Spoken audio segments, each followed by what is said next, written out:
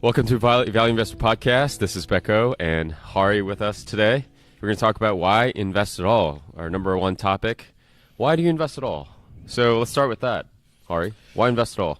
Well, it's a good question. I think obviously you're putting your money at risk when you invest, right? It's not a risk-free kind of setup. Right. So, but there's a downside to just storing all your money under a mattress, right? And that is, or even in a bank account, right? And that's called inflation. So over time, the purchasing power will slowly diminish. So I mean, for example, if you were born in 1980, and you had $1 million in the bank when you were born, that just by inflation would now be $3 million. Yeah, $3.2 million. Right, and so your purchasing power has diminished by a third. So what you could buy then, $1 million in 1980 would get you what you would think would get you for life is now worth a lot less. So investing, the first thing you're doing is really trying to fight, the natural expansion of money, the money supply, right. Via inflation. And that's one part of it. But the other thing is, you want to have a buffer against any ups and downs and that kind of stuff, which is more about freedom and stuff like that. And I think that is really where this is so important, right? There's so many people who work their entire lives and they work every single day, and then they run out of money, right? Because they're no longer able to work, right? Yeah. So freedom is a very important part of investing. Yeah. And it's hard to. I think you have to. It's easy to overlook that part, right? Because it's really not. It is about money, but it's also more than money. Yeah. Right. So we know that we have to invest because we have to fight the inflation, and if we want to get freedom, we have to invest. Right. And so the next question is, what do I do then? Right? There are different options of investing. There are many different avenues. What do you do? Yeah, and I think there's the first thing that most people will tell you is, and if you work for a corporation or something, you have the option to either get a 401k, a pension plan. You can buy index funds through your Fidelity account that's provided to you by work and so on, and the reliance on others there has some inherent risks with it, right? And those risks are actually, that you may not actually do much better than the rate of inflation, or and part of the reason for that is these mutual funds, ETFs, they have a giant pool of money. They have $1 billion under management. They're not going to find very many good deals, and so they put their money into places where it doesn't make much for them. Yeah. We want to come back to the fact that because they have so much money at hand that they won't be able to find good deals. We will come back to that in later episodes. Yeah. But the basic idea that you're giving your money to somebody else to manage for you on your behalf, and there's some inherent risk to that, right? Yeah, and I mean, first of all, the risk that comes with that is that they have to make money too, right? And so they're going to take fees on top of, most of the time those fees are not based on what their performance is; it's on how large their portfolio is. Exactly. So I mean, if you think about their incentives are to get as many people into the tent as possible, so manage as much money as possible. Right. And so at the end of the day, they're taking a percentage cut of whatever that number is. Right. And so if they do well or they don't do well, it's largely irrelevant. It doesn't really matter. Yeah. It doesn't really matter. So we'll talk about that more down the road in later episodes about how the incentive structures don't really align with us, the retail investors, the mom and pops, right?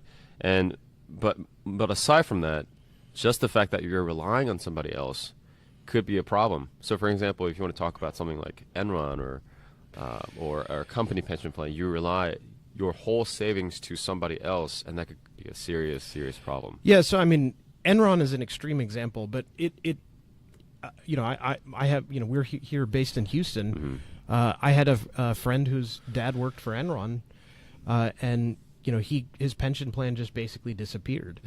And he had a significant percentage of his net worth in one, in the stock, in the company pension plan. It goes away. But then I think the other thing that, even in less extreme cases, companies, disappear over time, right? I mean, if you look at the companies that were in the Dow 100 years ago, none of them are still there. Zero. You know, GE was actually one of the last One of the holdouts, last. and it was actually just booted out of the Dow just it. recently. Yeah. So, you know, what that tells you is that companies are going to go away, and a lot of times what they'll do is they'll say, well, your pension was $4,000 a month, now it's $3,000 a month, or now it's $2,000 a month, and they may just say, or we'll just give you a lump sum settlement, and then we're done with the pension. So what you had relied on in the past may disappear, and you know, I think the same is true for Social Security, government, sponsored benefits.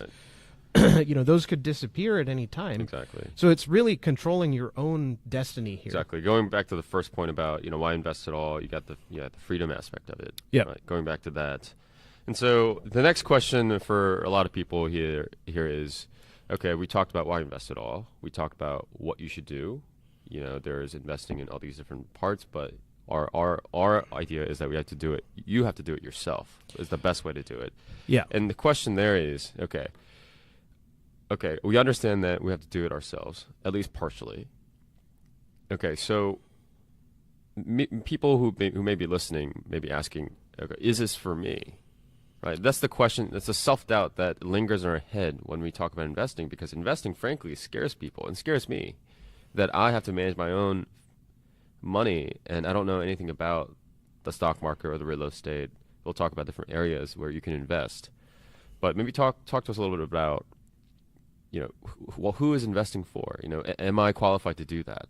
And some people, a person who may be listening who is still in college, or still maybe in high school, or someone who is deep in their 50s and 60s, or someone who's a janitor, is investing for you? Yeah, and you know, I think that's a good question, and the answer is it's not for everyone, right? It is work, right? You have to learn, you have to understand.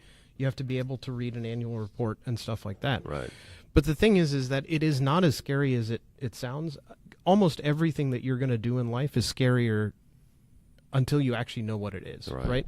And once you start doing it, you start getting more comfortable with, you know, the ideas and the facts and, you know, that kind of stuff. You know, I have a full-time job.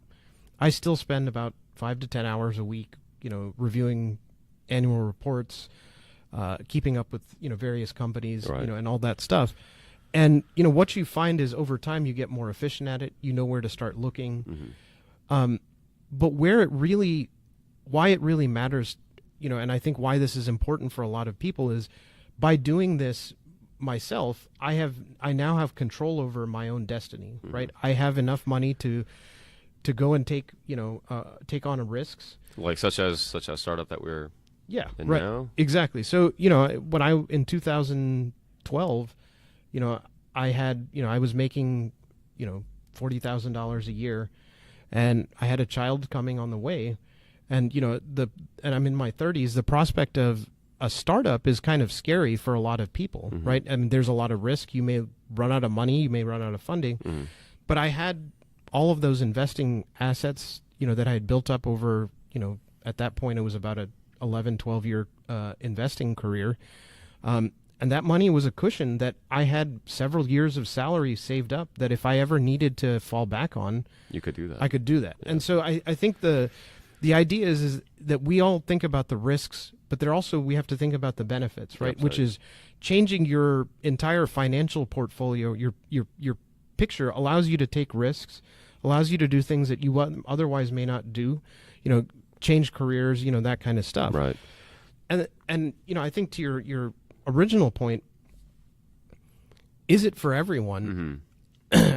So, you know, I think there's a great story, you know, in this book called 100 Baggers, which, you know, hopefully we'll do a podcast one day as a review of that book. And it talks about a guy who was a janitor for, you know, 30, 40 years working at various, you know, places. And, you know, he was very frugal, saved up his money. And his kids had no idea that he invested in the stock market. And when he retired, when he died, he had about $8 million saved up. That's incredible. And this was, you know, for a guy who probably his entire lifetime earnings, you know, was under $1 million. Mm-hmm. And he of course, had to spend some to live and things like that. Absolutely.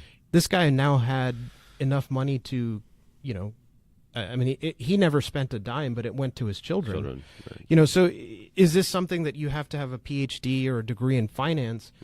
I think the answer is that, decidedly no. It's absolutely no. Yeah, and I think the people who sometimes can, having too much intelligence actually can sometimes get in the way of this, because it's not a process about intelligence. It's a process about emotional control.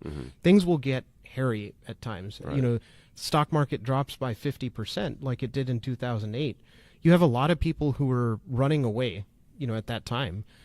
And, a value investor would look at it and see that this is the time to go in, right? And so when you're running the opposite direction, you can call it a lot of different things, being contrarian and whatnot, but it's actually just being rational, right? When the value is there, that's when you invest. Exactly. So, just to harp on the last point about, it's not really about your degree, or it's not really about your intelligence. In fact, there's a famous quote by Warren Buffett. I want to read it to you.